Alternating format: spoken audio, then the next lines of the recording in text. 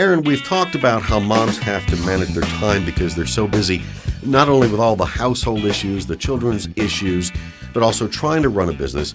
Are there some things that you all brought out in the book that can help women take care of themselves during the process?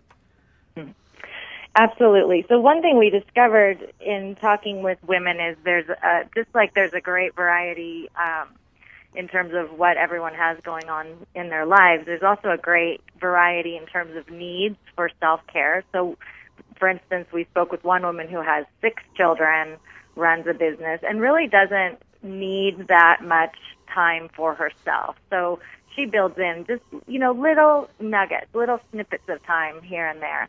And then we spoke with other people who really do need to build in major amounts of time to recover from their jobs, which are highly stressful.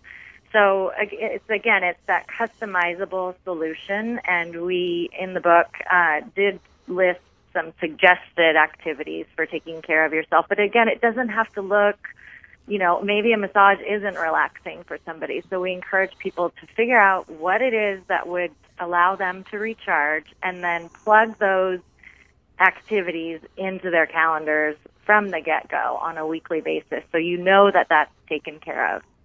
One of the things I really enjoyed that you brought up in the book is that women have a toolkit, but one of those tools that they have is sort of a hidden tool, and that's their intuition, and that women have a little bit of edge over us men when it comes to the thought process. Can you go into detail about that?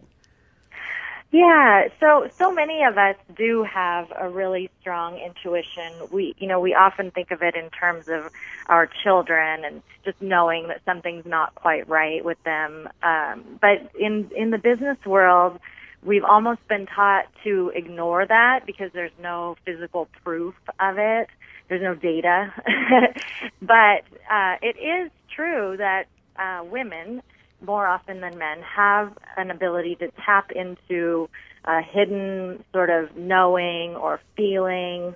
Premonition might be too strong of a word, but just that little sort of voice in your head that creeps up. And we're asking women to really pay attention to that because it can provide great insights, especially if you start heading in a direction that's not the right one for you in business or in life.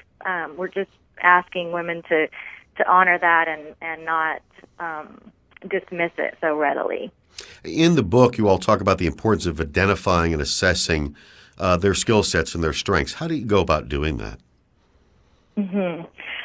So we lead them through sort of a history of their experience, just to identify as they're moving forward, what are the things that you will be good at in, your business, and what are the things that maybe you need to either get more education about or potentially even just offload to a virtual assistant or some other person who can take on those roles. So our idea is that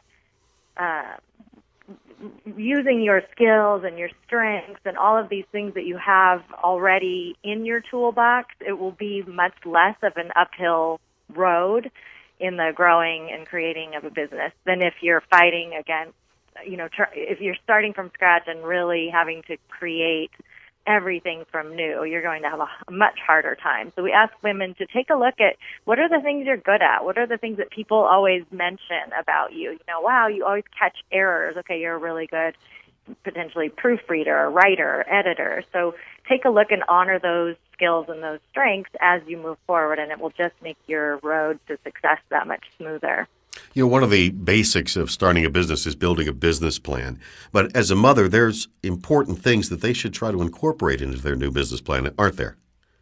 Right. So in the book, we talk about the one-page business plan. It's a very accessible, short way to just get some focus on what it is your business will be all about. And then the one thing that I think sets us apart is we ask women to incorporate not just their business stuff, quote unquote, in their business plan, but also, like my co-author Laura, for instance, part of her business plan is making sure that she creates healthy dinners for her family. I think she says 5 nights a week.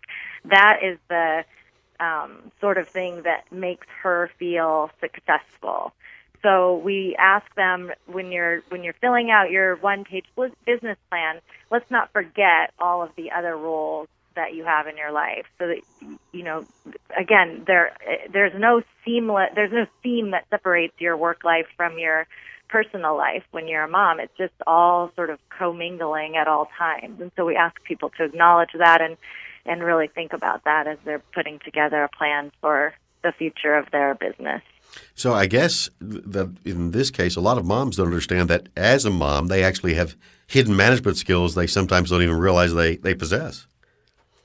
Right. Yes, we do talk about that as well. I mean, running a household, in and of itself, you've got time management skills, you've got productivity hacks that you come up with on your own all of the time.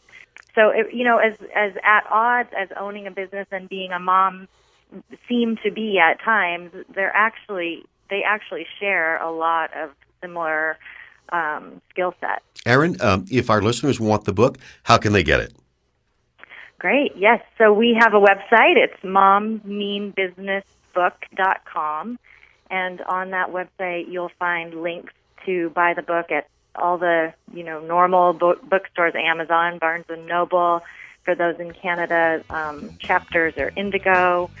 And then, look at your local bookseller. We're hoping that a lot of them also chose to carry our book. Excellent. Erin, thank you so much. And we'll be right back with the Consultant's Corner after this break.